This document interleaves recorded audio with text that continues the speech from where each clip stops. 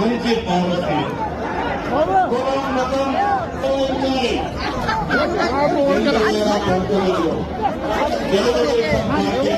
జాతీయ యోగా డే సందర్భంగా 21వ తేదీన జరిగినటువంటి యోగేంద్ర అనే క్యాప్షన్తో ఆంధ్రప్రదేశ్లోని రాష్ట్ర ప్రభుత్వం ప్రతిష్టాత్మకంగా తీసుకున్న సందర్భాలు, మరోపక్క గిన్నిస్ బుక్ ఎక్కుదామని చెప్పి 2 కోట్ల మందిని గిన్నిస్ బుక్ లో ఎక్కిద్దామని చెప్పి రాష్ట్ర ప్రభుత్వము అడుగులు వేసింది.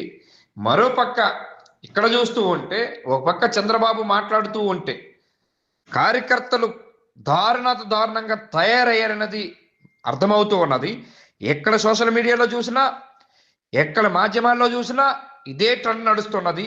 వీరు కార్యకర్తలు కాదురా బాబు, వీళ్ళు బిచ్చగాళ్ళతో సమానం, ఆంధ్ర పరువు తీసేశారని ఓ పక్క మాట్లాడుతున్నటువంటి సందర్భాలు, వింటున్నటువంటి సందర్భాలు చూస్తూ ఉంటే ఆంధ్రప్రదేశ్ పరువు బజారుకి ఈడ్చారనేది, టీడీపీ కార్యకర్తలు చేశారనేది, ఆ పని తప్పు చేశారనేది మరోపక్క మాట్లాడుతున్నటువంటి సందర్భాలు కనబడుతూ ఉన్నాయి. ఎంత దారుణంగా తయారవుతారన్నది ఎవ్వరూ అనుకోలేదు, ఎవరు వినలేదు. ఎట్లాంటి దారుణము, ఎట్లాంటి నీచము, ఎట్లాంటి దౌర్భాగ్యము ఆంధ్రప్రదేశ్కి ఎందుకు వచ్చింది అని మాధ్యమాల్లో కానీ సోషల్ మీడియాలో కానీ ఇదే ట్రెండ్ నడవటం ఆశ్చర్యాన్ని కలిగిస్తూ ఉన్నది.